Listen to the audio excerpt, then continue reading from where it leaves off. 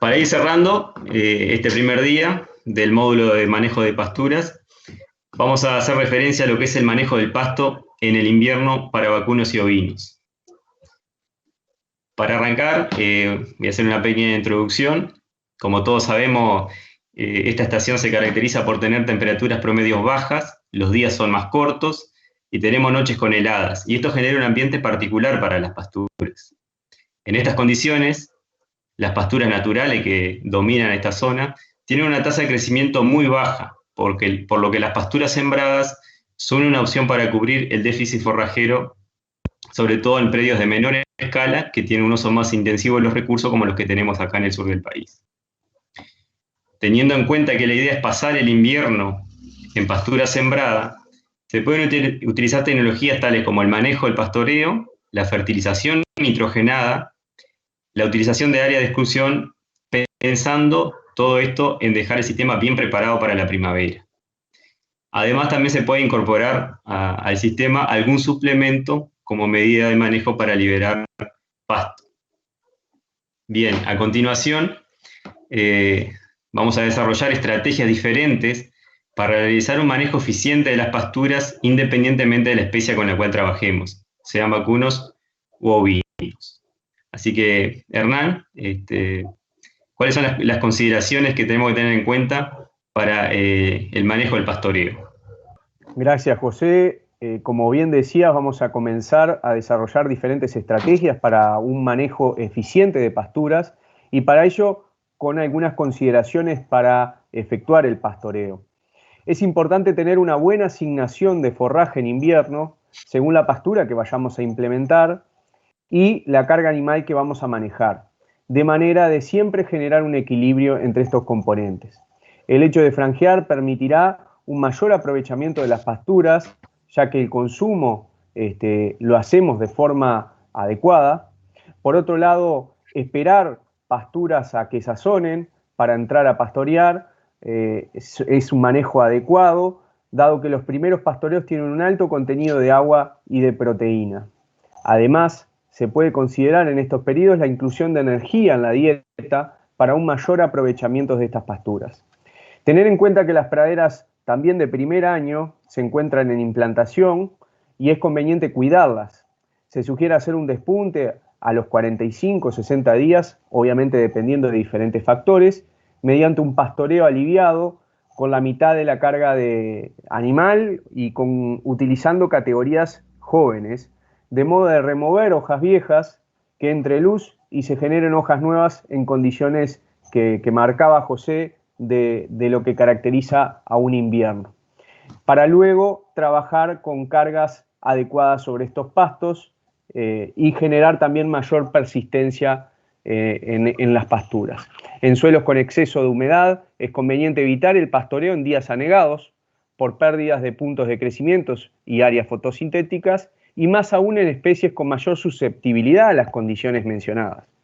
En el caso de la oveja, esta situación predispone en general a problemas sanitarios y es por ello siempre importante contar con un área de descanso. ¿Por qué no ese pedacito de campo natural que a veces nos queda en el campo? Para continuar, otra de las estrategias que es importante a la hora de hacer un manejo eficiente de las pasturas es la rotación de los pastoreos. Para ello, en una rotación de pastoreos nos posibilita a nivel del sistema mantener cierta producción de forraje para una determinada carga animal a lo largo del año. También nos brinda la posibilidad de cuidar los suelos. Por otro lado, maximizar el potencial de las pasturas al hacer un mayor aprovechamiento de las mismas. Mejorar el control de parásitos al tener periodos de descanso entre los pastoreos. Nos ayuda también a facilitar el control de malezas al permanecer el suelo cubierto por un mejor control del pastoreo, además de poder promover en ciertos potreros la producción de semillas y la resiembra natural en diferentes pasturas que tengamos. Para continuar ahora, otra de las estrategias es el consumo animal. José, ¿cómo afecta el pastoreo? Bien, Hernán, como hacía mención a lo que es el manejo de la pastura, para que el sistema sea eficiente, ahora tenemos que hablar un poco de cómo cosecharla, de cómo hacer eficiente el pasaje de ese pasto al producto animal. El consumo animal debe ser eficiente. Esto se asocia a que el remanente de cosecha que el animal deja debe permitir que la planta tenga reservas y área fotosintética para tener una buena tasa de crecimiento posterior al mismo. Además de evitar remover los puntos de crecimiento de las plantas. Eso es bien importante. El remanente en verdeos o praderas no puede ser inferior a los 6 o 7 centímetros, equivalentes a un puño. Así como la entrada de los animales no puede superar los 20-25 centímetros de las pasturas. Esto permitirá cosechar hojas nuevas, verdes, sin afectar los puntos de crecimiento como antes mencionábamos, y también la cosecha por los animales a los 20-25 centímetros evita que la planta acumule resto seco, manteniendo la calidad de la dieta. Otro criterio del pastoreo, sobre todo en verdeos, como el ryegrass, es pastorear cuando la planta tiene 3 hojas totalmente expandidas. Por otro lado, es importante no sobrepastorear, respetar la altura de salida. Es importantísimo para la recuperación de las pasturas. Por otro lado, también evitar la acumulación de resto seco, porque la acumulación de resto seco sumado a la humedad genera un microclima propicio para las enfermedades en esta época del año. El pastoreo con alturas y o tiempo de descanso adecuado hacen que la pastura tenga mayor área de hojas sin perder calidad y permita continuar con la rotación. Hay que tener presente que este equilibrio solo se logra con una carga animal ajustada. Cuando hablamos de praderas mezcla, mantener la calidad de la pastura es mantener el balance entre las gramíneas y las leguminosas. El consumo de los ovinos y de los vacunos es diferente, como cosechan, pudiendo haber selectividad, sobre todo en los ovinos. Para evitar esta selectividad, se puede trabajar con una alta carga instantánea, pero siempre respetando lo remanente, y eso mejora bastante la persistencia de las pasturas. Bueno, por otro lado, es importante no sobrepastorear, respetar los remanentes de las pasturas, lo que mencionábamos, el puño. Esto es importantísimo para la recuperación de las pasturas. Además, también es importante evitar la acumulación de resto seco. Esto, sumado a la humedad, genera un microclima propicio para las enfermedades en esta época del año. El pastoreo con alturas y tiempo de descanso adecuado hacen que la pastura tenga la mayor área de hojas sin perder calidad y permite continuar la rotación. Este equilibrio solo se logra con una carga de animal ajustado, eso es muy importante. En praderas mezcla, mantener la calidad de pastura es mantener el balance entre las gramíneas y las leguminosas que la componen. El consumo de los ovinos y los vacunos es diferente, pudiendo haber selectividad sobre todo en el caso de los ovinos. Para evitar esta selectividad y que carguen sobre una especie, se puede trabajar con altas cargas instantáneas, respetando los remanentes, y de esa manera se mejora la persistencia de la pastura. Bien, ahora, Hernán, ¿qué otra tecnología, qué otra herramienta tenemos para mejorar la producción de pasto en esta época del año que estamos haciendo foco, que es el invierno? Perfecto, gracias José. Otra de las herramientas que tenemos para utilizar es la fertilización de verdeos de invierno con nitrógeno, por ejemplo con urea. Esta permite expresar el potencial de las pasturas, refertilizar luego de un pastoreo avena, ryegrass, considerando las condiciones climáticas apropiadas, maximiza la producción de forraje. La cantidad de fertilizante a implementar depende de varios factores vinculados a las pasturas, al suelo, al momento del año, al fertilizante en sí, a la operativa, entre otros.